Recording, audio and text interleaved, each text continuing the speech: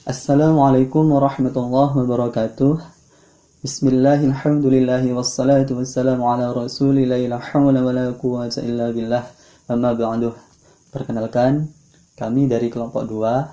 Saya Muhammad Fardan Fatihah dan rekan-rekan saya Intan Aditya dan Miyasaro. Di sini kami akan menjelaskan atau mempresentasikan tentang fikih zakat. Untuk subbahasan pertama, kami di sini akan menjelaskan tentang pengertian apa itu zakat. Zakat secara bahasa bermakna mensucikan, tumbuh atau berkembang. Tumbuh atau berkembang di sini maksudnya adalah ketika kita mengeluarkan zakat atau melakukan zakat, harta kita akan terus bertambah dan bertambah. Menurut istilah syara, zakat bermakna mengeluarkan sejumlah harta tertentu untuk diberikan kepada orang-orang yang berhak menerimanya atau mustahik, sesuai dengan syarat-syarat yang ditentukan atau ditetapkan oleh syariat Islam. Menurut terminologi, zakat adalah sebagian kadar atau ukuran harta tertentu yang memenuhi syarat minimal nisab. Nisab di sini adalah jumlah batasan. Nah, di sini menurut terminologi, zakat adalah sebagian atau ukuran harta tertentu yang memenuhi syarat minimal dari jumlah batasan dalam rentang waktu 1 tahun yang diberikan kepada yang berhak menerimanya atau mustahik tadi dengan syarat-syarat yang telah ditentukan.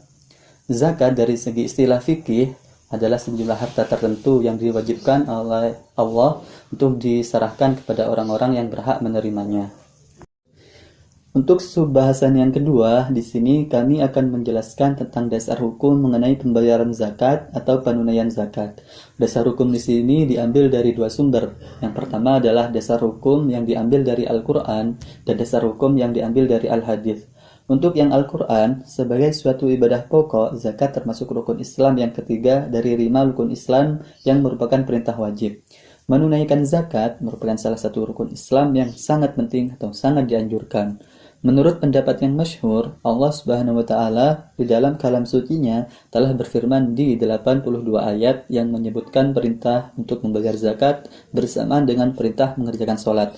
Namun di sini kami hanya mengutip satu ayat dari surah At-Taubah ayat 103 yang berbunyi أعوذ بالله من الشيطان الرجيم خذ من أموالهم صدقة تطهرهم وتزكيهم بها وصل عليهم إن صلاتك سكن لهم والله سميع عليم. Yang artinya adalah ambillah zakat dari sebagian harta mereka, dengan zakat itu kamu membersihkan atau mensucikan mereka dan berdoalah untuk mereka. Sungguhnya doa kamu itu menjadi ketentraman jiwa bagi mereka, dan Allah Maha mendengar lagi Maha mengetahui. Untuk yang kedua adalah dasar hukum yang diambil dari Al-Hadits. Di sini kami mengutip hadis dari Ibnu Abbas radhiyallahu anhu. Dari Ibnu Abbas radhiyallahu anhu bahwa Nabi sallallahu alaihi wasallam mengutus Muadz ke Yaman.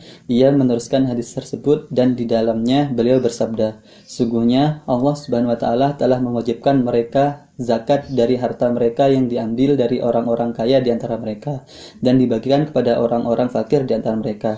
Hadis ini diriwayatkan oleh Muttafaqun alaih dan lafadznya dari menurut Bukhari. Selanjutnya, syarat orang yang wajib zakat. Syarat orang yang wajib zakat ada 3. Yang pertama, Muslim. Jadi ulama fikih sudah sepakat bahwa orang yang wajib mengeluarkan zakat adalah orang Muslim. Kedua, merdeka. Maksudnya merdeka di sini adalah orang yang mau mengeluarkan zakat adalah orang yang bukan budak. Sebab jika ia budak, tentunya ia tidak memiliki harta untuk dikeluarkan zakatnya. Yang ketiga, baligh dan berakal. Jadi, anak kecil atau orang gila tidak dikenai zakat karena mereka termasuk orang yang tidak baligh dan tidak berakal. Namun, sebagian ulama fikih berpendapat bahwa anak kecil dan orang gila masih wajib untuk mengeluarkan zakat.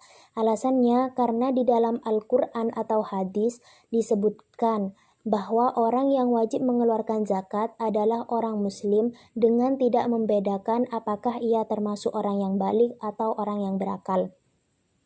Selanjutnya, syarat harta yang wajib dizakatkan. Syarat harta yang wajib dizakatkan juga ada 3. 1. Milik penuh.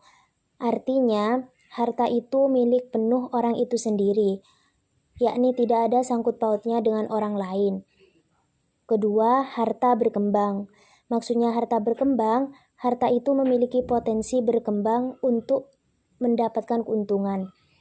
Kemudian yang ketiga, berlalu 1 tahun kepemilikan. Artinya adalah harta itu sudah dimiliki oleh pemiliknya lebih dari 1 tahun. Kemudian orang yang berhak menerima zakat.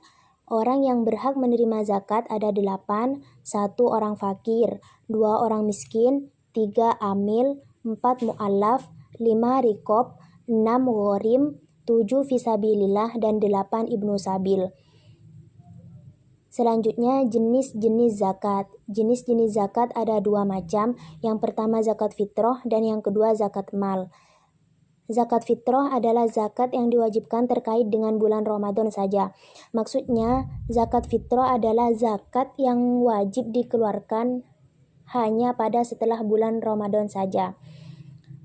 Zakat fitrah hukumnya wajib sesuai dengan ketentuan, yakni orang yang hendak mengeluarkan zakat fitrah tersebut berkecukupan atau kebutuhan pada saat malam dan hari raya terpenuhi. Zakat fitrah disyariatkan sejak tahun kedua Hijriah, tepatnya pada bulan Sya'ban. Yang kedua, zakat mal. Zakat mal adalah segala sesuatu yang diinginkan manusia untuk dimiliki, dimanfaatkan, dan disimpan. Seperti contoh emas, hewan ternak, dan lain sebagainya. Dan semua itu wajib dizakatkan jika sudah memenuhi syarat-syaratnya. Kemudian yang terakhir ada hikmah zakat. Yang pertama, zakat sebagai wujud pembangunan dan pemberdayaan sosial. Sudah menjadi sunatullah adanya kesenjangan sosial antara si kaya dan si miskin. Orang kaya selalu hidup dengan bergelimang harta dan dapat memenuhi kebutuhannya, sedangkan orang miskin hanya bisa membeli sesuap nasi, bahkan tidak sama sekali. Nah, dengan adanya zakat, yaitu mampu membantu meringankan beban kaum du'afa, seperti fakir, miskin, anak yatim yang putus sekolah, anak jalanan, orang jompo yang sudah tidak kuat bekerja, dan lain-lain. Nah, dengan zakat juga, seorang muslim itu secara tidak langsung membahagiakan fakir miskin, membeli sandang pangan, dan bisa menutupi kebutuhan mereka. Kemudian yang kedua ada zakat merupakan salah satu upaya pencegahan atas kejahatan. Nah, di antara sebab munculnya kejahatan adalah kemiskinan yang menjerat kehidupan seseorang. Seseorang yang terhimpit kebutuhan ekonomi dalam rangka bertahan hidup, ia akan rela melakukan apapun, termasuk melakukan perkara yang terlarang sekalipun, baik itu mencuri atau merampok harta orang lain. Nah, dengan adanya zakat ini, setidaknya kriminal kejahatan itu dapat diminimalisir. Kemudian yang ketiga, zakat adalah bentuk rasa syukur dan aktualitas spiritual seorang hamba.